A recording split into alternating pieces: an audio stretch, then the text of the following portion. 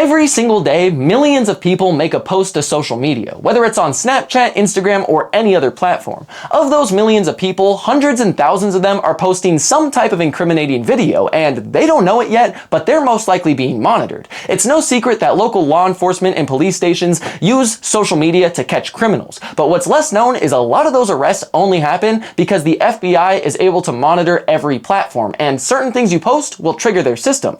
People trigger this system every single day, and if you're not careful, you could be next. And you might think this is exaggerated, but this is a story of how at 15 years old, me and all my friends got the attention of the FBI and wound up on a watch list.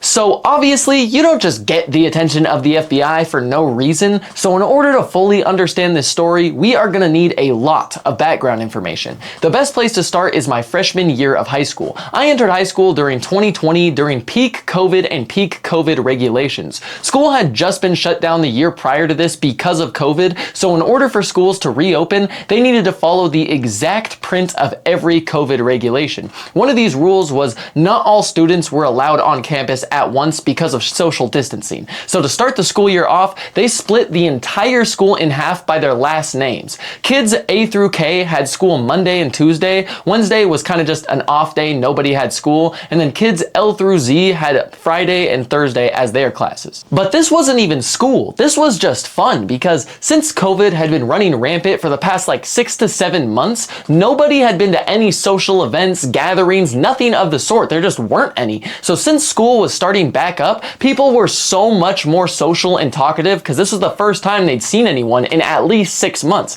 And on top of everyone being much more social, since we were going to school only 2 days a week, there was like no schoolwork. We only had to do schoolwork the 2 days that we were in the classroom. And other than that, we had 3 days off, and that was supposed to be for online work. But for whatever reason, my school switched from Google Classroom to Schoology, and not a single teacher could properly upload assignments onto this app. They had no idea how to use it. They just got tossed in and told to figure it out. They could not upload assignments, and the grading system on Schoology destroyed your assignments and couldn't even properly grade anything. So even if you failed an assignment, the teachers would just pass you anyway because they would blame themselves for a number of reasons, whether it was only being able to teach you 2 days out of the week instead of 5, not being able to use Schoology, if Schoology's gradebook messed up your grades, whatever the case was, they put it on their end and just bumped up your grade to a passing grade. So we have basically no schoolwork. The schoolwork we do have does not even matter. You're just gonna get passed anyway. And the school has way less rules because in order to stay open, they had to follow the exact prints of these COVID regulations. So any rules that did not align with COVID regulations just got cut off. For instance, only juniors and seniors were allowed to leave campus during the school day. But since COVID was going on and there was all the social distancing regulations, they allowed any grade, freshman all the way to senior, to leave campus. This was the first time they had ever done this, and they didn't know it, but this was the beginning of their downfall because not even 30 feet away from where campus ends was this gas station called Maverick. And since we were allowed off campus as freshmen, this is where all of my friends would go during lunch, just straight across the street over to the gas station. But the thing was, nobody had their actual friend group. If your friend had a different letter to start their last name, there was a grave chance you were not going to get to see them during the school year. We had no idea how long classes were going to be split. It was just like this indefinitely. So naturally, everybody started making new friends and just new friend groups. But where this story really all starts is with my friend James, because my friend James went to middle school with me, but he didn't go there all 3 years like I did. He transferred over from a different middle school in 7th grade, and he had a lot of friends at the old middle school he had to just stop talking to once he transferred. But now that we were in high school, almost every single person he was friends with from his other school now went to school with us again. So whenever we'd be walking through the halls, either me or James would see somebody we used to know and we'd instantly go up to them, start talking to them, try and invite them to the gas station. Normally they would bring a couple of their friends as well that they knew, and we just kept doing this until eventually our friend group was about 15 people just in the Thursday, Friday classes. And to make matters even worse, every single person in this friend group were just addicted to pills, a bunch of pillheads, fiends, and just delinquent kids doing just all types of terrible stuff. And now we had a place off campus where we could all just walk to, congregate, and do whatever we wanted without the school watching us. So we have basically no schoolwork, basically no rules. This is not school. We're just coming here to get high and have fun. All of my friends would show up to school like 30 to 40 minutes early, but not for academic purposes, just for the gas station. They would all congregate at the gas station, do whatever substances they could get their hands on, and in about 10-20 minutes before school started, we'd move from the gas station to a specific bathroom, do more substances in there until the bell rang, then we'd go to class, wait for lunch, go to the gas station once again, do the same exact thing, come back to school, and then after school, straight back to the gas station. Kids are doing so many substances, doing so many pills, getting like extremely high, just messing around. Kids are getting in trouble left and right. Every single week, it just gets worse and worse and worse because the school is so loose on their rules and what we can do that all the kids kind of just started doing whatever they wanted. And stuff was getting super, super bad until eventually COVID was starting to thin away and they allowed full classes into the school. So now all of the kids in this school are about to be here. I have not seen what a full high school looks like. So the first day I showed up to this school, full classes, it felt like something straight out of a movie. There's just a sea of people all shoulder to shoulder, yapping, talking, laughing. It genuinely just feels like a movie walking in there. And I'm seeing some of my homies I haven't seen in like at least a year about. It's been almost a year since COVID kicked us out of school initially. So I'm seeing some friends that I almost forgot about because it's been so long since I'd seen them. So I'd always go up to my friends, talk to them, go to recruit them to the gas station. We'd all meet up at the gas station, get high. And this is when I find out that the kids on the Monday, Tuesday classes were not only already going to Maverick, but they were going there to do the same exact stuff we were already doing. The first day of full school and like lunch felt like a fever dream because me and my group of fiends were walking to the gas station as per usual, all chiefing, doing whatever. Till we get a little bit closer and you can see that there's at least 20 to 25 kids posted outside this gas station. It looks like a genuine frat party or some type of cloud factory or something.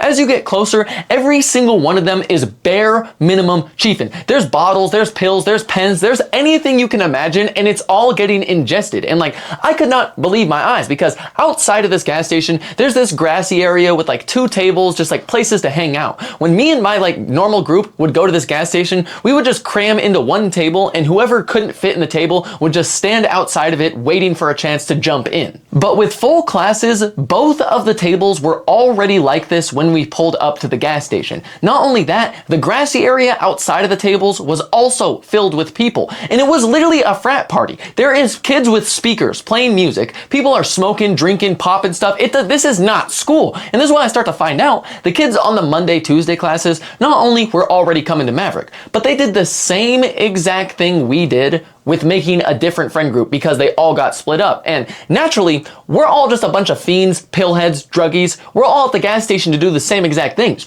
We get along perfectly fine. So our friend groups slowly just started to combine into one big friend group of bare minimum 25 people. So now we just got this big crowd of drugged out kids, which is the only thing that is a recipe for disaster. Nothing good came from this. The bathrooms turned into full-blown war zones. If you went to this specific bathroom called AB bathroom about 20 minutes before school started, there would be at least 30 kids in there, all in a circle, just passing stuff around. This was not even exclusive to my friend group. Just all of the druggy kids would meet up in this one bathroom. They'd be passing around anything that they could get their hands on. So the school wanted us gone by any means necessary because what I didn't know is before my grade entered this school and before COVID happened, they were trying to turn it into the most prestigious school in the entire district. They damn near wanted to be the best high school in the entire state. Best test scores, least amount of suspensions. Like, they damn near wanted a boarding school type of vibe where you do exactly what they tell you to do, no questions asked.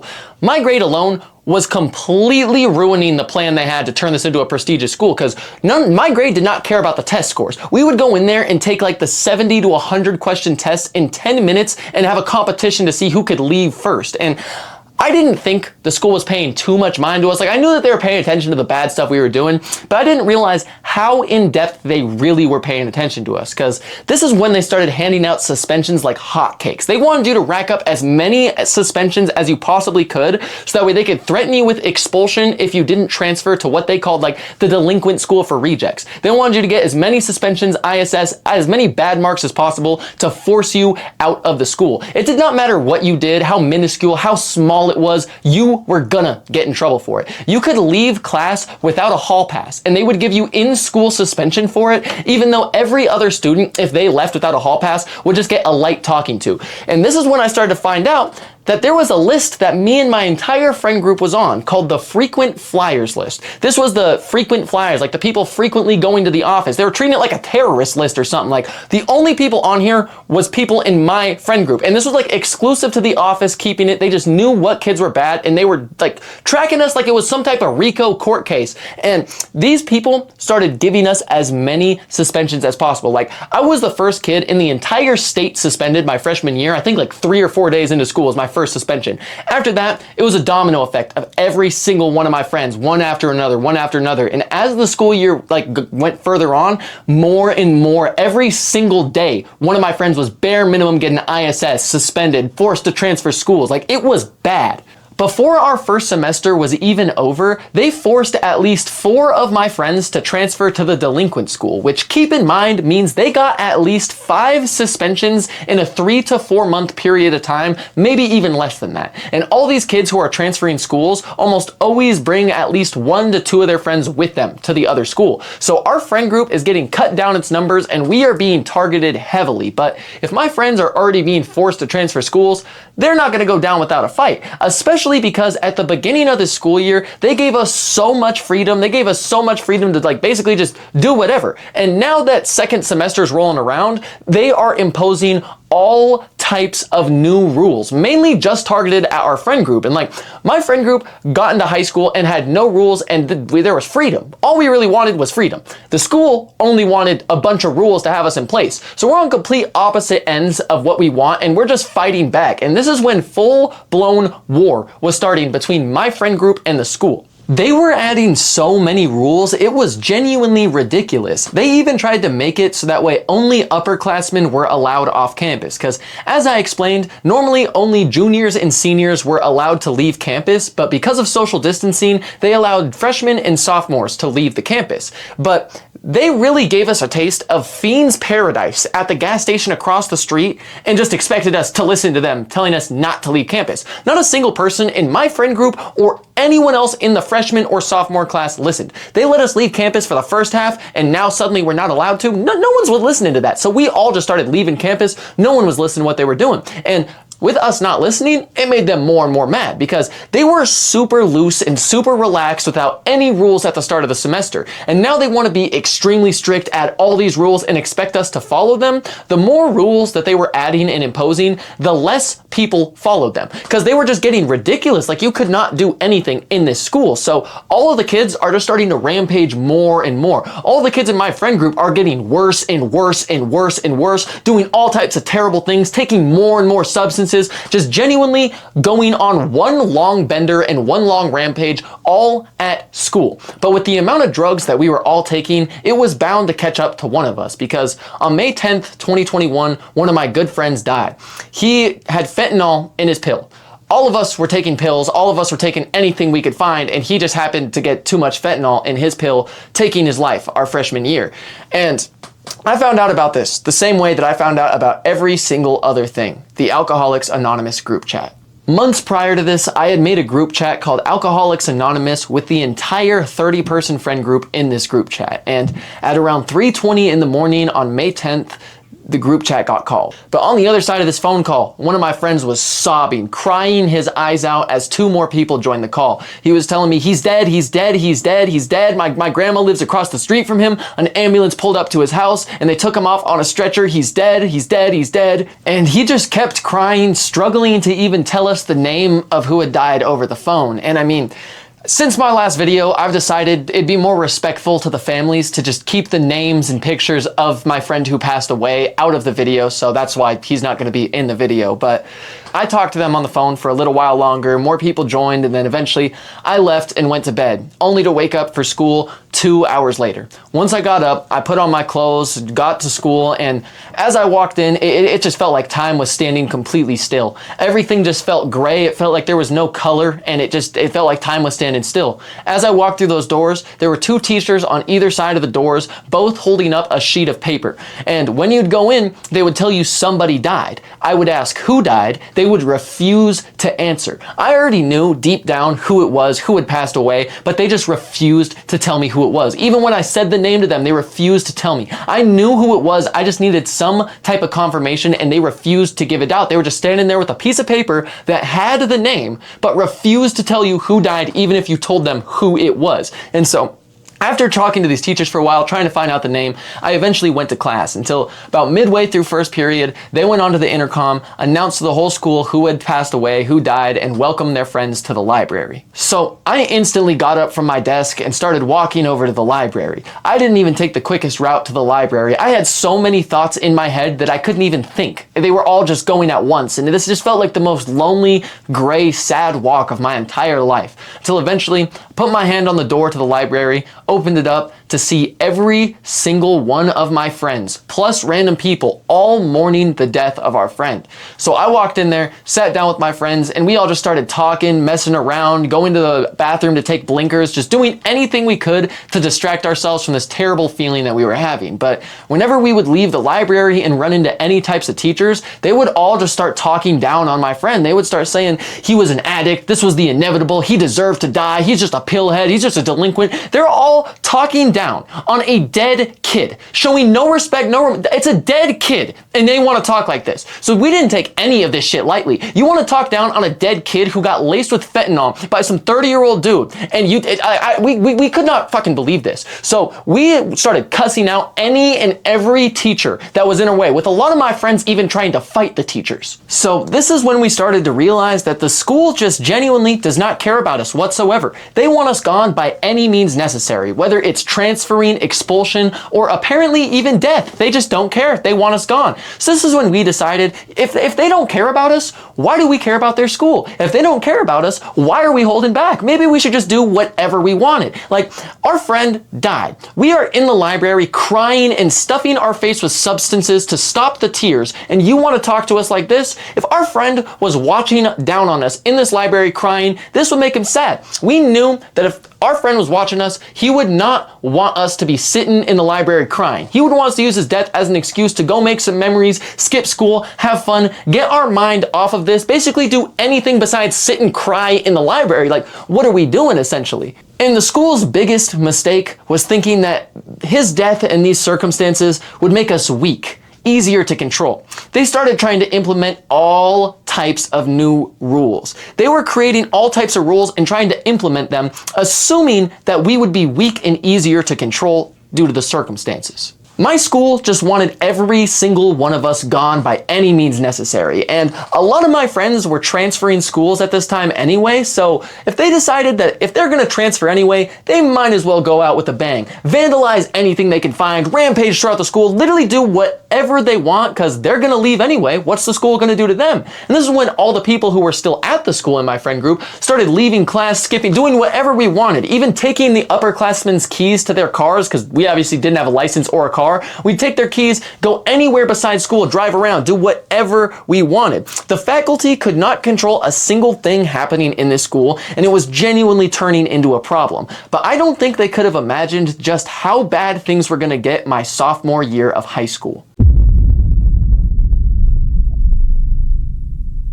By the time our sophomore year started, the school was extremely understaffed. Not only was COVID a record-breaking year for the amount of teachers who quit, but a lot of teachers at my school were quitting because of the students. They saw a lot of teachers leave because of COVID, and since those teachers left, a lot more responsibility was placed on those who still worked at the school. Those teachers realized pretty quickly they could just transfer to a different school that had more teachers and their life would be 1,000 times easier, so they did just that. We had almost no teachers to start the school year, but our friend group was also extremely understaffed because a lot of kids from the year prior had been forced to transfer, and even more of them decided they didn't want to come back to Lake City this school year, so they also left. Our numbers were way less, but not for long. A lot more students were coming to Lake City as far as freshmen, underclassmen, transfer students. A lot more people were coming to Lake City, and they inevitably ended up in our friend group. But with COVID gone, so were all of the restrictions. Everything from last year where school was really easy, really laid back, they made a precedent at the beginning of the year that was not what they were doing this year.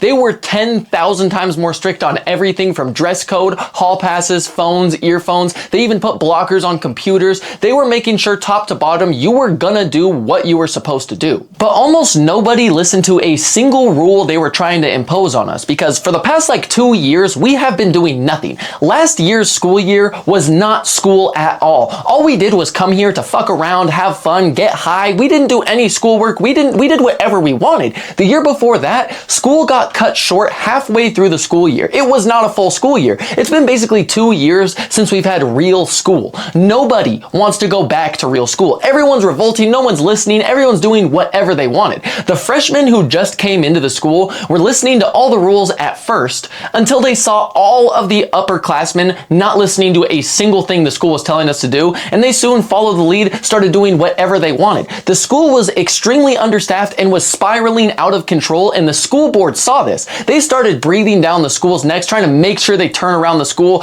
All of the principals and higher up staff were stressing every single day. And things were only getting worse too because they tried to make it so that way only juniors and seniors could leave campus. But Maverick this year was far worse than anybody could have imagined because all the freshmen started leaving campus. So they started coming to Maverick as well. They would see all the stuff that me and my friends were doing at Maverick, and they felt the need to prove themselves by doing even like more stupid things than we were doing.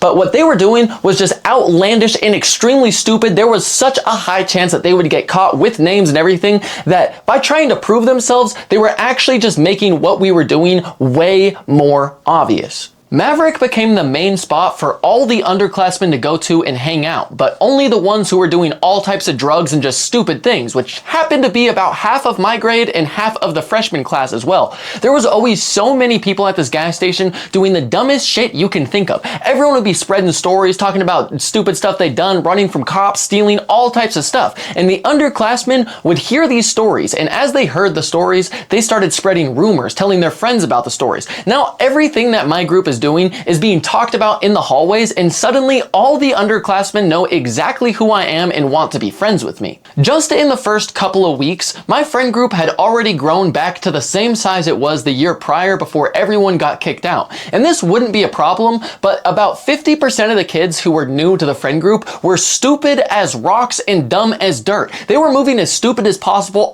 Everything they were doing, they'd post on social media. They would tell people about it. They thought that this was all a game for clout. They wanted just attention. We did not want attention to our friend group. More and more eyes kept getting set on what we were doing. People knew what we were doing to the point the school started to call us the mob because we were just a mob of a bunch of drugged out fuckers doing all types of terrible stuff. But they genuinely thought that we were a gang. They accused us of being a gang multiple times, and every single time I kind of just laughed it off. I did not think they were serious. I live in Coeur d'Alene, Idaho, one of the most whitewashed tourist towns you can find in America. We don't really have gang violence here. We have terrorism, you know what I'm saying? KKK, people setting mountains on fire to shoot at the police. We have all types of crazy terrorism, not really gangs and shooting. So I just laughed at this. I'm like, the only gangs we have here are kids playing pretend. My friend group is not a gang. We don't really have family outside of this. We protect each other, treat each other as a family. I start describing that we're not a gang and we actually help people. We're the only reason that a lot of dumb stuff does not happen in the school. We hear about people getting bullied, all types of stupid stuff happening. We're the first people to go and stop this or change the trajectory of what what happened to something else. My whole response, she just thought that we were a gang. It made them even more convinced that we were a gang, which I didn't know what to say about that. I'm like, this is just what it is. We're not a gang, we're just a friend group, and did not make sense to me on that. But first month of school, we are already right back at war with the school board, and it's much worse than the year prior. But we couldn't even make it all the way through this month before another one of our friends died. On September 10th, another one of my friends ended his own life. He shot himself in the head, but this was nothing like when our other friend died, because I already knew that he had died. When we showed up to school, they had the pieces of paper. I knew what was going on. This time, I knew absolutely nothing. I walked through the doors of the school just to be met with those people holding the piece of paper once again, saying that a student died. Just like when our other friend died, they would not give a name. I went up, I asked, I said, who is it? They wouldn't tell me who it was. So I'm walking through the halls, just kind of thinking about it, not feeling too much, till randomly I hear one of my friends' names in the whispers of the hallway, and my stomach instantly drops. I'm like, there's no way it's another one of our friends. So I instantly get on my phone, and people are already spamming the Alcoholics Anonymous group chat. They're like, I think it's him. People are saying it's him. I've been calling him and texting him all morning. He's not answering. It's him. It's him. We're all freaking out. They think there's no way it could possibly be another one of our friends. We're all stressing out so much that we just leave class straight up. We leave class, go congregate, meet in the hallways, start exchanging information to try and piece together what's going on. But this whole time, everything's leading towards us thinking it's got to be another one of our friends. So we're just kind of at a loss, wandering through the school, till eventually we see the vice principal, Mrs. Johnson. This is the same exact lady who kicked all of my other friends out. Whenever we get in trouble, this is who we have to talk to. This is the one disciplining everyone. This is the person in the school that most of my friend group hates the most. So when we see her in the hallways, everyone else kind of just instantly freezes. I can tell that every single person wants to ask who it is, but not a single person is asking. We're all just staring at her. So I went to the front of the group and I just looked at Miss Johnson and I said, is it him? I started saying his name over and over again, asking if it's him. She keeps saying, I can't give any information. I can't say who it is. Da, da, da. I end up just having to cut her off. Is it him? I have to raise my voice, keep yelling at her, cut her off, ask like 6 times, saying the name of my friend before she finally looks away at the ground and kind of says, it was him. I'm sorry, guys. And so we heard that it was him. Our friends died 4 months apart to the day. The same day of the month, 4 months apart. So all of these emotions that we've been shoving down all the morning, all this terrible stuff we've had in our system that we've been shoving down, hiding from, all these emotions are resurfacing much, much worse. Our second friend just died in 4 months to the exact day. But this time, the school did not care whatsoever. They did not care when our other friend died, but they gave us the library. They let us sit in the office room. They let us sit wherever we wanted while we collected our thoughts because we could not be in class. This time, they did not give one shit. They didn't let us go anywhere. They didn't let us get any type of help. Anytime that we even got up from our chair to walk through the hallways, they would mark us absent. They would mark us absent for anything to try to get us hit with truancy so that way they could kick us out of the school. Anything that we did, they would just get us in trouble for. This whole time we've been at war with the school. It's what a lot of my friends are focused on. A second one of our friends just dies in 4 months. You really think we care about a bitch-ass war between the school? We're trying to save ourselves and our friends from the same fate the other 2 of our friends just met. We just got sobered up off of all these pills. Now a lot of my friends are retaking pills, getting addicted to different substances, much more suicidal than before. Whole time this is going on, you're not going to offer one hand to help, not going to offer anything. You're just going to tell us if we get up from our chair, we are more than likely going to get forced to transfer schools. The school wanted us gone by any means necessary. Every single week I would find out about more and more of my friends being forced to transfer schools, and even more of them just transferring on their own because how bad things were getting. The school did not show an ounce of respect, an ounce of remorse. They did not care whatsoever about any of us or our dead friends. So we didn't feel that they deserved a single bit of our respect whatsoever. We got right back to the same bullshit we were doing the year prior, except for far, far worse. Anyone who was in school around 2021 remembers the Devious lick trend. People would go around the school breaking stuff, stealing stuff, just going on an absolute rampage, and they would record it all with this one song and then post it to TikTok. Most people did this for views. My school just did this for love of the game. It was genuinely just a revolt. People would go out and they would do, steal, break anything that they could in the school, but most of them were not posting it on their stories because genuine majority of my friend group was being monitored by some type of either law enforcement, parents, school, whatever it is. They knew they were being monitored, and posting this would get them caught, so they didn't post it anywhere. It felt like we were in the midst of a chess match against the school and the school board. One wrong move from our side would be game over, and if we got caught with anything, we knew that we were done. But the school knew we were too smart to get caught together, so they tried to pluck us off one by one and make us transfer schools. But the kids they would make transfer just made them rampage even worse, because if they're making them transfer and they never have to come back to this school, they're gonna rampage way worse than they would have if they had to come back, because now there's no point. If they get caught, it doesn't matter. They're already transferring schools. Kids started leveling the bathrooms, knocking down every divider, every stall door. People were stealing doors, stealing lunch trays, stealing cameras, stealing the sensors to the urinals. Anything and everything that could be broken or stolen was getting broken and stolen, stuffed in backpacks. People were even taking key cards from teachers, all types of different things. And the kids who were not stealing stuff were vandalizing everything else with paint markers, all types of stuff. And the school was genuinely going downhill at a record pace. The licks started to get extremely out of hand because to start, it was mainly just my friend group doing it, but within the first 2, maybe 3 days, everyone in the school started rampaging, breaking, stealing all types of shit. It was turning into such a bad problem that the school had to put out bounties. Anywhere you would walk, you would see this orange piece of paper that said $50 reward. And it would have all this information saying to go talk to Miss Johnson, turn the people in. They were starting to pay people to snitch in order to get the people stealing stuff caught. One kid took the offer one time, went to the office, snitched, and instead of $50, they gave him school cash, basically monopoly money. They kept telling everyone they would get cash rewards, different prizes, they were going to reward them.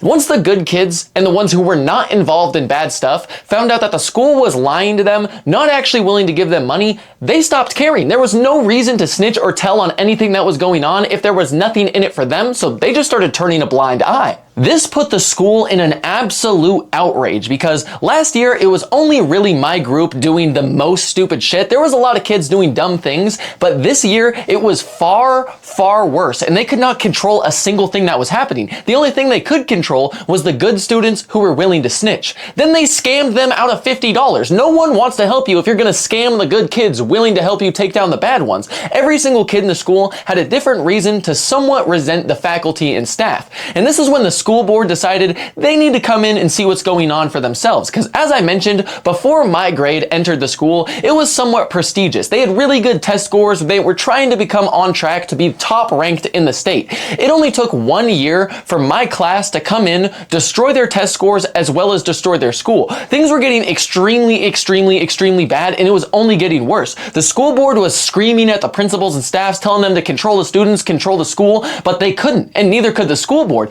COVID had already ruined the school. It made so many teachers quit. My class made so many teachers quit. They were extremely understaffed because of those factors.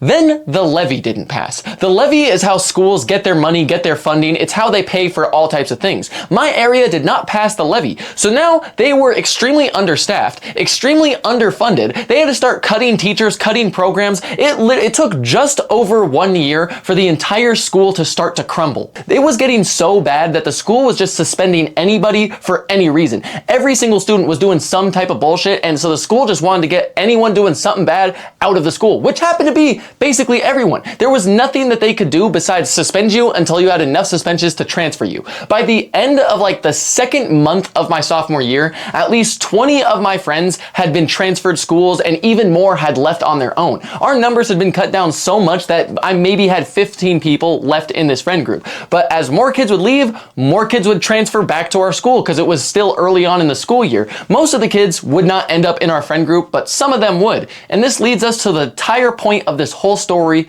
Dan. Dan transferred to our school from the other high school in the area, and he happened to be friends with just about all the same people I was already friends with. But me and about 25% of the friend group did not like Dan. He just had this weird vibe to him, this unexplainable thing, just I did not like his energy, did not want to be around him. But he was friends with a lot of other people I was friends with, so I wasn't going to cause any problems. I just wasn't going to interact with him, wasn't going to hang out with him.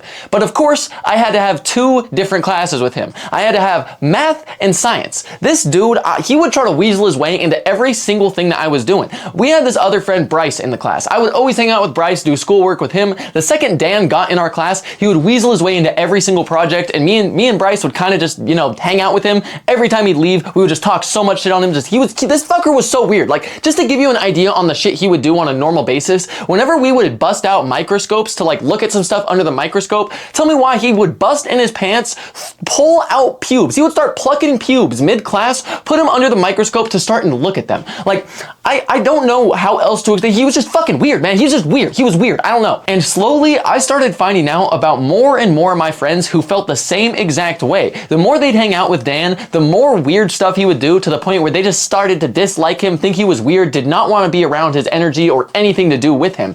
And that's when word came out that he sexually assaulted a chick. When I found this out, I knew that I'd been feeling weird about him for a certain reason, and like, normally I would not care what he does with his life. I don't want to be around him, but some shit like this, I am not about to hang out with you. I'm not having you near any shit I'm doing. If you're doing, like, that's just disgusting. I'm not fucking with that. And so I immediately started to try to find the chick that it like happened to, get in contact with her. So me and a couple of my homies get in contact with this chick, starting to try to find out the full story, because we weren't gonna outright say anything to Dan, make this whole thing out of it, till we knew the full story, because allegations come up all the time, and whether they're true or false, it will always ruin somebody's life. So we wanted to make sure we knew what we were talking about.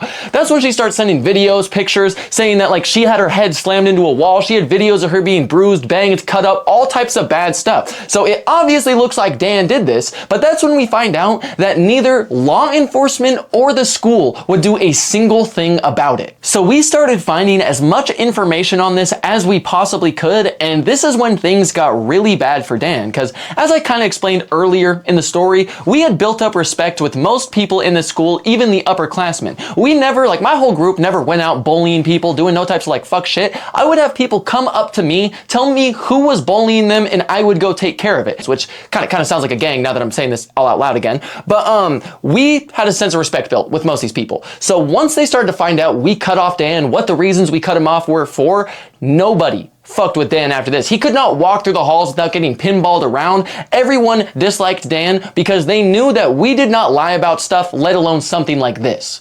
So this is when Dan started running to the office and snitching over anything that happened. If anyone even laid a finger on him by accident in the hallway, he would sprint straight to Miss Johnson, tell them their first and last name, what they did, and Miss Johnson would instantly give them either ISS, detention, or suspend them. They would listen to every single word out of his mouth, no matter what it was. So I kept getting called down to the office because Dan kept telling them that me and my group were doing different things, and I had this built up trust with Miss Johnson. She believed everything I told her, and to her knowledge, she thought I had never lied to her. She believed everything I said until Dan walked in that office. They must have realized that Dan was on their side, and this was like their one chance to get a lot of people eradicated, gone from the school. They have an inside voice who's willing to come and cry wolf every single time, no matter what happens. So they started believing everything he would say. But the issue is, Dan was not only a rapist, he was also a compulsive liar. Not a single detail about his life was ever consistent. Where he was born, what he ate for breakfast yesterday. This dude lied about every detail of his life. The school kept going off of all of Dan's tips, just suspending my friends one after another, trying to rack up enough suspenses to force them to transfer schools. And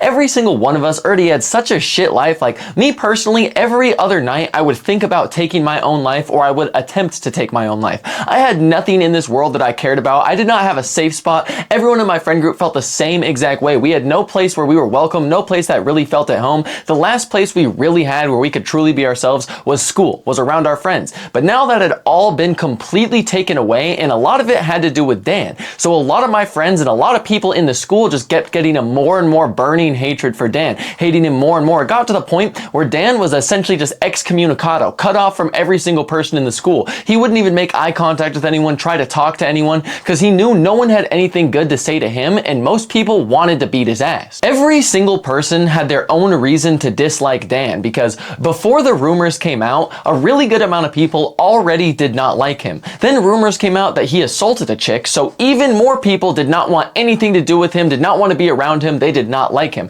That small amount of people who still didn't really have an opinion on him began to hate him once he turned himself into the school snitch. This dude would be walking through the hallways just getting pinballed around. Everyone would be throwing him around, saying terrible stuff to him, grabbing his backpack, throwing him all around. I would be watching this happen from the back, just a little bit behind him, and me and my friend group kind of felt like we didn't really need to do as much anymore because the whole school was already making his life miserable. We were already trying to get the point across what he did was terrible. We did not fuck with him. But then once we saw the entire school was treating him, if not worse than we were, we kind of stepped back and were like, okay, he's getting put in his place. We don't really need to do too much.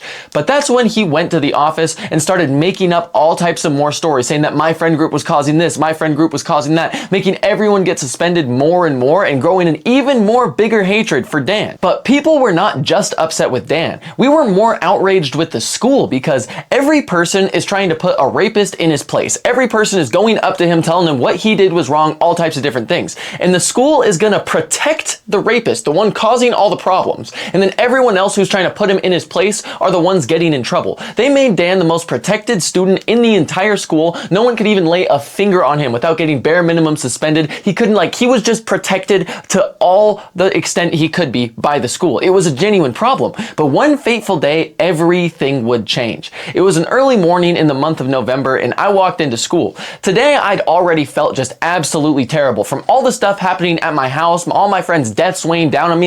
Stuff was so bad to the point where I had terrible PTSD, terrible stress to the point where I was having brain seizures.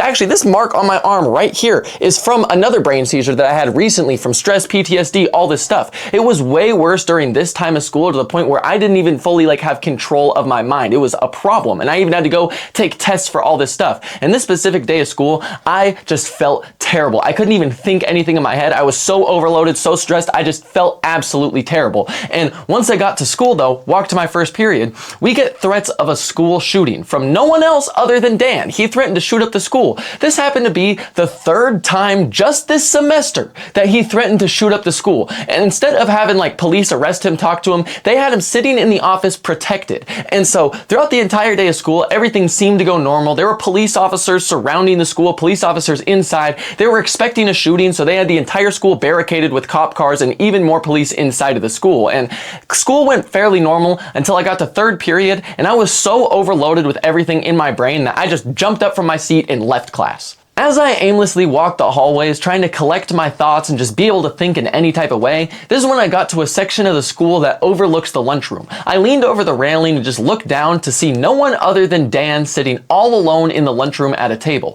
And this shocked me because he had not been outside of the office in the past 2 weeks to a month type of thing. The school completely protected him to the point where they did not allow him to go to class because if he went to class, something bad would happen to him. They made sure he was sitting in the office under constant surveillance, constant protection. No one was allowed to come and see him and he wasn't really allowed to leave. This was the first time in I don't even know how long that he was able to leave the office and wander freely. And it happened to be the day he chooses to shoot up the school. He makes threats to shoot up the school and the school just lets him walk freely, do whatever he wants. Not a single other student could make those threats and have that outcome. Officers were there and they did not arrest him. They just sat there and let him do whatever he wanted. So it really just made no sense to me how you're gonna let him walk freely after making all of these threats. After I saw Dan in the lunchroom, I immediately texted the Alcoholics Anonymous group chat to let everybody know that Dan was no longer in the office under protection and he was just alone in the lunchroom. The second I sent this text, the group chat exploded. Everyone was active, talking about it, planning, saying that they were going to come and do something to Dan. This is when I find out that my friend Bryce, who was skipping school today, convinced his mom to drive him to school just so he can beat Dan's ass. Bryce was the quickest fighter out of the whole group, flip of a switch, ready to fight over anything. Just a month ago, he broke one of his hands and fractured the other one in a fight, and now with two basically broken hands is on his way to school just to beat Dan's ass. As soon as Bryce texted saying he was on the way to school, the group chat started blowing up even more because everybody knew that shit was about to get bad. And so I just stayed at that top level, looking down in the lunchroom, tracking every movement Dan was making, just texting the group chat where he was, what was going on as I waited for Bryce to arrive. Eventually, Bryce got to school, so I immediately ran over to meet up with him and let him know where Dan was. By the time Bryce showed up to school, it was maybe 5 minutes until lunch was about to start, which meant a lot of people were about to be flooding the hallways for passing period and for their lunch break. So I went straight up to Bryce, met up with him. And by this point, at least 6 people from the group chat were also meeting up with us because they all knew that something was about to happen. Once we met up with Bryce, lunch had already started. People are flooding the hallways. Everyone's going to their next class, going to the lunchroom, getting food. food. There's people going everywhere. So we all start congregating and heading over to the lunchroom. We're just weaving in and out of like the traffic, in and out of the people, till eventually we get there. I point out where Dan is, and Bryce takes off his jacket and gives it to me. At this point, he literally just beelines straight over to the table Dan's at, starts beating the brakes off of him, throws him off the table, starts beating the fuck out of him. Within 30 to 40 seconds, Bryce already had Dan on the ground, bleeding out of his nose, crying, yelling, like all types of stuff. And like some kids went to break up the fight, realized it was Dan, and just let him do what he was doing. When Bryce finished beating his ass, he immediately just got up and sprinted to the furthest exit straight off of school grounds because he didn't even want to risk being caught by the police who were already there because of the threats Dan made to shoot up the school. After Bryce fled out the other side of the school, me and all my friends went the opposite direction out a different exit and just spent the rest of our lunch break at Maverick. Once lunch was over, I went straight back to school, back to my class like just usual, till eventually I got called to the office. When I went to walk to the office to talk to Miss Johnson, I passed the ISS room where I saw my friends already sitting in there, so I knew we were about to get questioned about this. The second I walked in there, she starts asking me about Bryce's whereabouts, what he's doing, where he went, where he was going. I told her I did not know anything. I didn't know where he was going because, I mean, I truly didn't. But that's when she just cut me off. I was like, okay. You don't want to talk? Well, I guess I'll just tell you this. The next time Bryce steps foot on this school, he is going to be expelled on terrorism charges. And I was just absolutely flabbergasted because I'm like, whoa. You're telling me Bryce is being expelled on terrorism charges, but the kid who's threatened to shoot up the place 3 times and brings weapons to school isn't even being brought to the police station? But she just kept cutting me off and would not let me speak, and eventually started telling me that I was being suspended. Not only was I being suspended, but all of my friends in ISS were getting a week-long suspension for recording the fight. It was lunchtime. Every single student in there were circling around the fight. Every single one of them was recording. The only people not recording didn't have phones. And I saw Chromebooks recording the fight. Yet only me and my friends were getting suspended. And I had never heard about this happening to anybody else. We had so many fights at my school, not a single other person ever got suspended for recording the fight. My suspension was the full entire week before Thanksgiving break. So I was gonna have 2 weeks off of school, and I was terrified to go home because I knew my dad would be livid. But to my surprise, he was actually very reasonable and did not think I should have gotten in trouble for recording a fight. He always overreacted over the most minuscule tiny details of whatever I did. So I was shocked that he didn't actually really care about this. He just told me I couldn't hang out with friends or leave the house while I was suspended, which I thought was completely fair. But once my week-long suspension was up, it was Thanksgiving break and I was now allowed to hang out with friends. I did not know that this would be the biggest mistake I made this entire school year.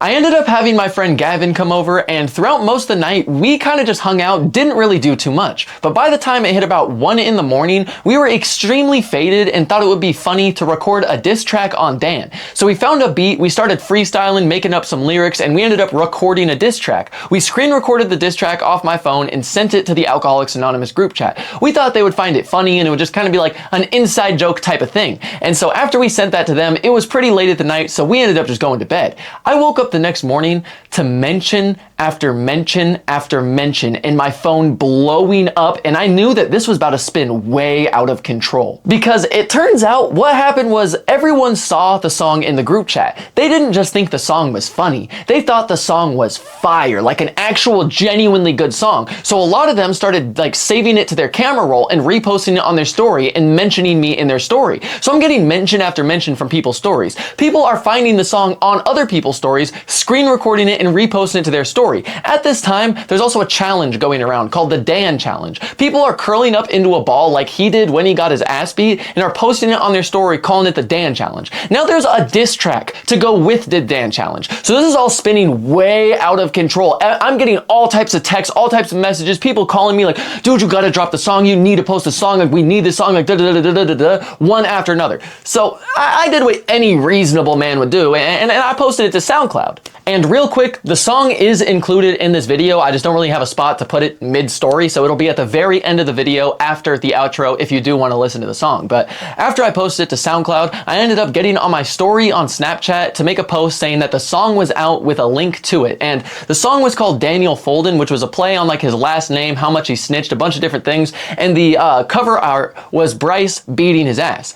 After I posted that link to it, everyone in my town started reposting it. I could not get on Snapchat without seeing almost every single person's story in my area having the song posted. Every single person, did not matter what school they were from, were posting just fuck Dan essentially, because like I said, he was a transfer student and none of the kids liked him at his old school either. This song started exploding in my town. Within 3 days of it being posted, it already had well over 2,000 streams and was showing no sign of slowing down. So I'm watching all this unfold and I'm like, oh, this is crazy. Everyone's listening to the song. Then I get the realization that Thanksgiving break is over in like 1 to 2 days, meaning I have to go back to school. And I know damn well that the school's nosy asses are gonna look into this some way, but I could not imagine how out of control this could have possibly gotten. The day I had to go back to school, I woke up with one of the worst gut feelings I think I've ever felt in my life. I just had this feeling that no matter what, I was fucked. This might be my last day. Like, I woke up with this genuine like feeling where I felt more safe running away from school than going there. But obviously I had to go back to school. So on the way to school, I got on my SoundCloud and I decided to hide the song from public viewing. That way, if I go to school and get questioned about it, if they go to pull up the song, it'll look like it's deleted. I can tell them that I deleted it, felt bad, and it won't be a whole thing because the song is already gone before I get talked to. So I hide that from public viewing, walk into school, and I go into first period, nothing happens. So I go to second period. Once again, nothing happens. So third period comes around, nothing happens again. Now I'm on my lunch and I'm thinking, okay, maybe I was just being paranoid, like maybe it's not that big of a deal. Then fourth period hits. The millisecond I walk into my Spanish class, I have a note telling me to go to the office, and I knew that I was fucked. So I grabbed that thing and like, ooh, this is not good. Start walking to the office. I'm doing the walk of shame, clearing everything out of my phone, deleting anything that's incriminating because I know that I'm cooked. After I cleared my phone, I got to Miss Johnson's office and she was sitting down with the school's police officer, so I knew that nothing good was about to happen. As soon as I crossed the doorway, she just told me to sit down, so I sat down and she just said, I think you know why you're here. And I just decided to start off with a power play and be like, yeah, I know, it's about the song. I feel really bad about it. It was a song made at like 2, 3 in the morning, fueled by no sleep, nothing but bad decision making, and just, it was nothing good. It's been eating away at me. I decided to delete the song because I just felt super bad about it. And the whole time I'm saying this, Miss Johnson just looks completely shocked. She does not believe a word out of my mouth. So she literally just cuts me off. It's like, really, you deleted it. Okay, let's go ahead and check. Turns to her computer and starts looking up my SoundCloud. And this is how I knew I was cooked, because I'm like, oh, y'all for sure know about the SoundCloud. But sure enough, the song was deleted because it was hidden from public viewing and only I had access to it. This is when she says, wow, Owen, I'm honestly really surprised to see this from you. I'm really glad you took it down, but it's a good thing that we transcripted it. Slaps down the entire lyrics from the whole song, start to finish. My stomach has never dropped that far in my entire life. I started getting a surge of anxiety as the 1,000-mile stare overtook my eyes and my last bit of freedom just twinkled away because I knew that my dad was about to get called and nothing good was going to come from this. But somehow it still kept getting worse because it turns out that the school did not find the song. The police and FBI did. Because for those of you who don't know, back in 2020 to like 2021, Snapchat was damn near the black market. People were posting anything and everything up on their stories, from any substance, drugs, weapons, guns without serial numbers, stolen AirPods, phones for cheap, anything you wanted to find. If you looked in Snapchat stories long enough, you would find it. And Snapchat has worked with different law enforcements and agencies since like about 2014 or so, I think. But in 2020, even local police departments were using Snapchat to catch scammers, criminals, dealers, or just anyone committing crime in general. And a lot of my friends, like a lot of my friends and friends of friends, were all types of plugs, dealers, scammers. I was not friends with any really good people, and the people I was friends with were friends with even worse people. Those were the ones who were getting caught by the local law enforcement and getting arrested for dealing, scamming, all types of stuff. And they were the same exact people who were posting my song onto their story. From how many people were posting it on their story and ended up getting flagged down, and they thought that I was gonna shoot up the school or commit some act of terrorism. I did not think that shit was close to this serious, but that's when Miss Johnson's gonna look me dead in my soul and tell me that this is far worse than what Bryce did. Not only that, but the local law enforcement think that I'm a threat to the school or I'm gonna do something terrible to the school, and the school board wants me permanently expelled from the school. She's telling me that I'm a threat to the school. All of the staff, she told me the staff and the students were terrified of me, and that she's trying to make me seem like some maniacal, crazy super supervillain or some shit. And like, this is when I start genuinely tweaking out. And I'm like, whoa, whoa, whoa, whoa, whoa, whoa, whoa, whoa, whoa. Because from the sounds of it, I am about to get the treatment that Dan was supposed to get for threatening to shoot up the school multiple times. I didn't even threaten the school in any way, shape, or form. I simply made a diss track saying, fuck Dan. But then Miss Johnson told me that me getting expelled was completely out of her hands and up to the school board with what was going to happen. And not only that, there was already an investigation taking place. She told me that her and a lot of other people in the school had already been questioned about me. And if my dad hadn't been questioned yet, that he was going to get questioned. And like, I'm having such a hard time wrapping my mind around this because this just does not make any sense to me. I'm like, you're telling me I make a diss track off of school grounds. I don't mention the school. I don't make threats to the school. Nothing with this involves the school, yet somehow this is coming off as me threatening the school with damn near acts of terrorism.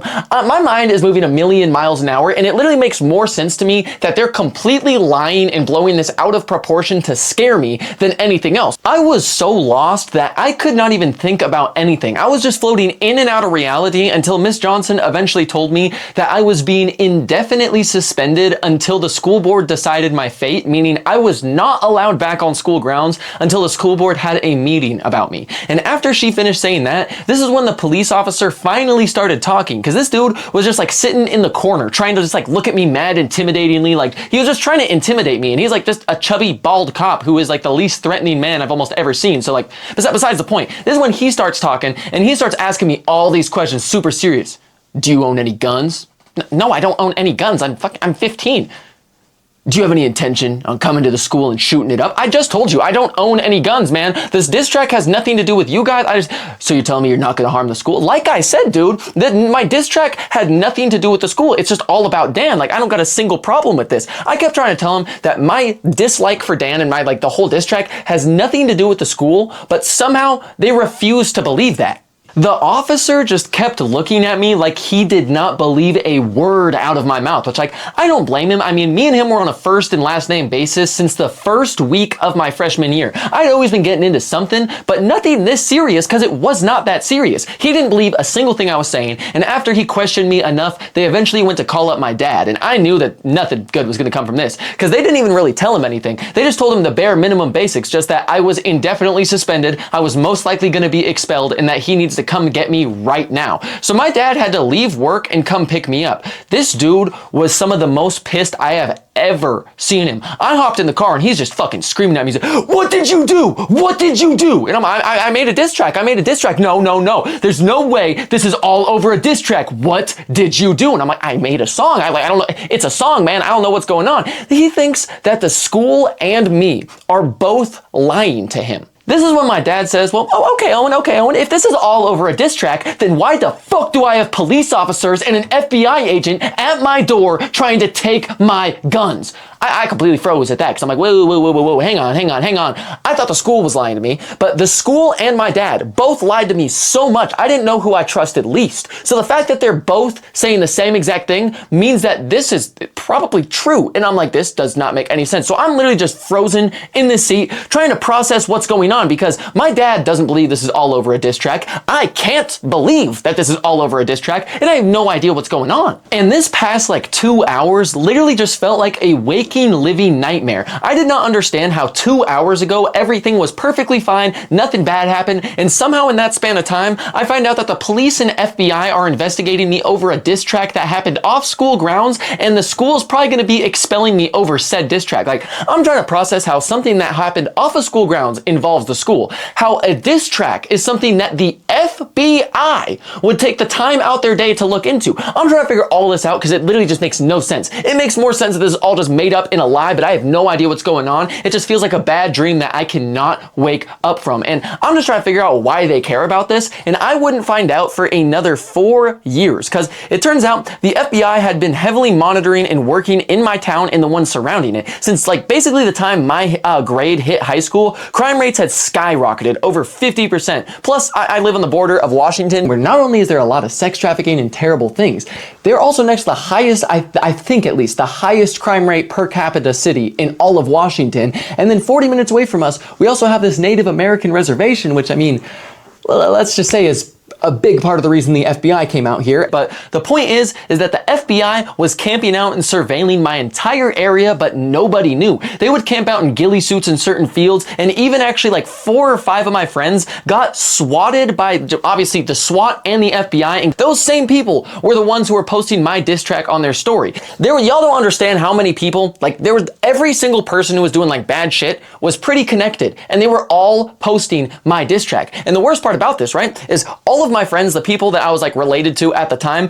all had a very like, well, not very, but an extensive criminal history, whether it was probation, diversion, juvie multiple times, like every single one of my friends had bare minimum at least like 3 to 5 charges type shit. I was the only one with a clean record. And the rest of the car ride home, I was just so confused how all of this was happening, because like to me, it seemed like just the span of today, all of this happened. Just the span of a couple hours, which like, obviously this had been like ongoing. They've been looking into it. This entire day, the song hadn't even been public, but for the span of like maybe a week, less than a week that the song was posted, all of this took place. I'm potentially getting expelled. I'm like, there's no way I'm ruining my life over a diss track. And like, what had me the most fucked up out of everything though, is like, it seemed as if my entire bloodline and all the staff at my school had spoken to multiple police officers and agents, but I was the only one who didn't talk to anyone. Made no sense to me. I didn't believe it until I was gonna see it type of thing. And that's when my dad told me that there were gonna be officers stopping by the house later tonight to question me. And when I heard that, my stomach dropped so far, I thought that I might shit it out. Cause I just really did not understand why they were making this out to be some big old deal. Cause like, they're acting like I threatened to shoot up the school. But when Dan did threaten to shoot up the school, they did absolutely nothing. But me and my friends are the ones who get in trouble. It just felt like I was living inside of a nightmare and could not wake up from it. I did not understand a thing that was going on. And the second that we got home, my dad wasted no time to ground the dog shit out of me. The second that we walked into that house, my dad went to the garage, grabbed a screwdriver, took my door directly off the hinges, damn near took everything from my room besides my clothes. He grounded me from every single thing. Anything that had a speck of dopamine, happiness, or entertainment was gone. He went as far as taking away books, Sharpies, and records. So all I could do for the rest of my suspension or expulsion was lay in my bed, stare at my ceiling, and count. And this was absolutely terrible, because this entire night, I'm staring at my ceiling just counting over and over again. I have so much anxiety because I'm waiting for police officers and agents to show up to my house to talk to me. So I'm just sitting there waiting. Eventually it's night. They don't show up. So I wake up the next day waiting. They still don't show up. So I am so anxious. Because like, I am just sitting here simply waiting for one, for agents and police to potentially show up to my house, and for 2, for my dad to get an email letting me know if I'm expelled or not. I have so much, just like these decisions right here depend so much on my young life and my future, and all I can do is wait to find out what happens. And throughout this whole week, it went by so goddamn slow. The officers never came to my house. But I did get an email. Well, my dad got an email, and it was from the school saying that they needed me in the school. And I believe he got it on like a Monday, and I needed to show up to school on Tuesday. And like, I didn't know how I felt about this, because like they hadn't it'd been well over a week since I got like indefinitely suspended, which made me think that they were taking all this time and energy to look into every minuscule detail about what was going on. But the fact that they had me coming onto school grounds made this seem a little better, because I assumed I'm not getting expelled if you're welcoming me onto the school grounds. So Tuesday came along, I woke up, got ready, went to school. Before I could even sit down in my desk first period, they already were sending me to the office to talk to Miss Johnson again. So I walked into her office to see her sitting with the police officer once again. So I sat down, and that's when Miss Johnson started saying, "Well, Owen, you messed up real bad.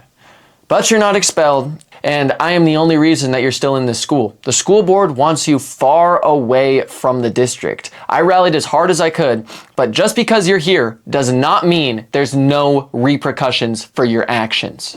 She then told me the only reason the school board even considered letting me stay was because I had decent attendance and good grades. Because like, compared to all my friends, I was damn near a straight A student. All my friends did not care about attendance and cared even less about grades. Almost all of them were like straight F students with some D's mixed in there. I had all A's and B's with an occasional C in like math. And so that right there is the only reason I was allowed to stay, on top of my attendance, because my friends would just skip class, get marked absent. I would always make sure I was marked as here before I skipped a class so my attendance wouldn't be bad and my dad wouldn't get upset at me. That's the only reason I was allowed to stay inside of the school. But after that, she then told me that if I even so much as slipped up on my grades, got caught leaving class without like a hall pass multiple times, if I left campus, if I went to the gas station on lunch, if I did any minuscule slip up of something somewhat bad or against the rules, I would be expelled.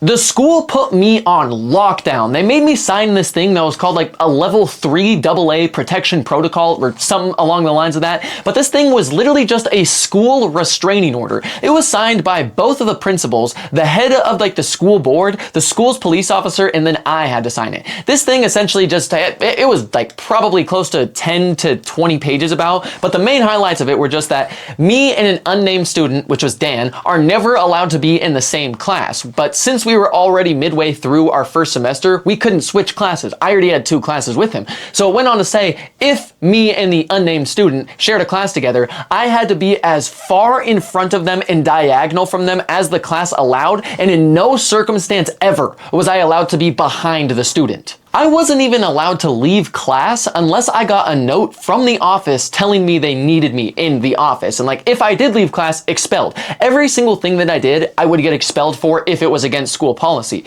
They even made it so that way during lunch, I had to go directly up to the police officer, have him sign a sheet of paper, and then sit as close to him as possible so he could constantly surveil me to make sure I wasn't a threat to the school. They also made me check in with him in the morning. I had to be under constant surveillance of the police officer at school. There were way more like rules and regulation to this whole like protection protocol plan, but those are the main importances is just if I did anything, I was getting expelled and I was not allowed to be near Dan, had to be under surveillance of the police officer at all times, and this plan was effective indefinitely. I was not allowed off of the protection protocol until I could prove to the police officer and prove to the school that I was not a threat. After Miss Johnson outlined the whole protection protocol, I signed it and we talked about it a little more. This is when the police officer finally started talking. The first thing he said was that I had given him hell with the amount of paperwork that he had to do. He then said that when the FBI gets involved in stuff, especially around schools, they do not take it lightly because apparently the FBI finds out about something, they find out a student's doing something bad and they are in a school. This is when the FBI contacts the head of his police station, and then the head of his police station then has to contact him so that way he can talk to the students at school in order to pass the information up the chain back to the FBI. And he said that he didn't believe I had any malicious intent. However, that didn't mean that everyone else thought that. So he had to take it the same way he takes everything else, find the same information, and be able to deliver that information back to them. The officer kept saying that he was not happy about how much paperwork I'd given him, and he was not happy about how much he'd had to stick his neck out for me. He said the only reason he even did it is because me and him have a history and I have bad luck. He then proceeded to say that every single day and every lunch I was going to have to check in with him personally, and he was going to have to monitor if I was getting quote unquote like better, and he was going to have to find out if I was getting better to relay this information back to the police. And then he was telling me that I need to do my part because my part is simple and how we got here was not simple at all. And he said if I didn't do these things, he would have no choice but to take it seriously once again. And like, this whole shit just seemed completely just blown out of proportion to me. I was happy with the outcome we were getting, but I just didn't understand how all this even happened. It did not make sense to me whatsoever because I was the first person I've ever heard of this happening to. Nowadays, you can look up all types of people getting an FBI watch list from diss tracks, people getting arrested from diss tracks. This is way more common now. I was one of the first people to have this happen to, and I had no idea what was going on. And this is when the officer started saying that the police department and everyone else had essentially dropped the whole thing and just was leaving it in the school's hands. But then he started changing his tone to warn me that this could get opened up just as quickly as it got dropped. Then he started telling me to be very careful about social media, careful what I post, careful about my stories. And like this entire time, he keeps insinuating that I'm going to be monitored by more than just him, but I won't know what's happening. But like, that wasn't going to be a problem. I was grounded indefinitely and I was not going to have a phone, not going to have any access to anything. It's not like I was posting stupid shit to my story anyway, but that wouldn't be a problem. But now I was just gonna be paranoid about my every move, basically indefinitely. I had no idea how long I was gonna be on this protection protocol plan. I just wanted to get off of it. So after that day, I followed every single rule, regulation, damn near every letter of that protection protocol, because I knew if I did one thing, I was expelled, maybe juvie. Nothing good was gonna come from that. And like, I believe it took about maybe 5 or 6 months for them to finally determine that I wasn't a threat and was okay to take off of the protocol. But the thing about this that was always in the back of my mind was after that day in the office, I never got reached out to by FBI, police, or the school again. During this whole thing, I only got reached out to by the police and the school, never the FBI. So there's always this thing in the back of my head like, did I actually get put on FBI watch list? They had to have been lying about this. There's no way this was true. I did not believe them until my senior year came around and I got put on another FBI watch list.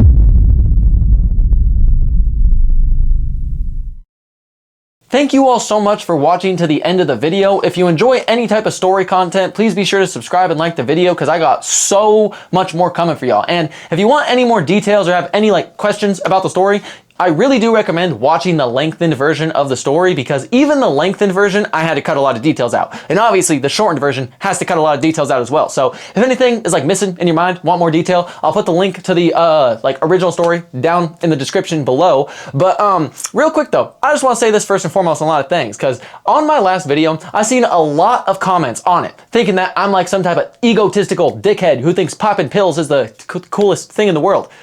I don't think y'all watched the video fully if that's what you got from that. Popping pills is the dumbest shit known to man. If any of y'all are on pills right now, I really do pray that y'all get off of that because pills are way too dangerous to play around with nowadays. All types of drugs are just way too dangerous to play around with nowadays. All these stories, well, actually, yeah, no, all these stories are genuinely from the lowest points of my life. Everything that you see is a, what's the word? Like the creation of bad events happening, you know what I'm saying, forming into some shit. Everything I did was just stupid, bad. I by no means want to glorify anything I was doing because it was stupid. I was a 14-year-old pillhead rocking around the school being an absolute dickhead. Like obviously nothing I was doing was obviously the greatest thing in the world. So I don't want to see no one thinking I'm trying to glorify this shit. I just try to tell the story from the perspective I had while everything was going on. And as far as everything goes with Dan, if any of y'all have more questions about that, this dude never heard from him again after this year. I've heard from some people around my area that honestly, I've heard very little about him. I think I've maybe heard 2 people mention him since all this went down. Man's just disappeared, went ghost off the map. I don't think anything ever did happen for what happened because the thing is about all this that's just super annoying is for one, his mom is a lawyer. And for 2, you really can't do anything with situations like that unless you can legally prove that the other person did it. And since so much information was misplaced, no one could prove nothing on that. So it just ended up just getting swept away, essentially. Whole bad thing there. And just, yeah, the whole mess. All these stories are just a bunch of terrible shit, to be honest with y'all. Just a bunch of terrible, terrible stuff. But I'm glad y'all watch the content, give any of my videos a chance. I'm gonna have so much more coming out for y'all here very, very soon. The next story is gonna be about the most terrifying, scary night of my entire life. So be on the lookout for that. That'll be dropping sometime in October. And hopefully we'll be getting on a good, consistent schedule for y'all here. Well, actually, right now, pretty much. But I'll stop all the yapping and let y'all motherfuckers listen to the diss track. Then you were a little fucking bitch. We all knew your ass was gonna snitch. We knew you full, still went and told your ass really fucking sold. Swear you off a Zan, ain't no friend, you a fan, you a rapist, no black friends, probably fucking racist. Swear your bitch, gosh, she looked like a slut, thought she was nice, that's why you got your ass beat by Bryce. Bro wanted clout, so we made him a meme. Bryce beat his ass, then fled from the scene. Blood coming out the nose. When you got hit, you froze. Thought you were the shit, then got news you ain't the man. Told you not to come to school, now you look like a fucking fool. Wanted to bring a blade, still got ran your fate. Bryce never missed names. Now it's Daniel really folded. Wanted to be part of the fucking mob. Now you see us and you gonna get robbed, bitch. Yeah. Gonna get robbed, bitch. Yeah. Dan a little snitch.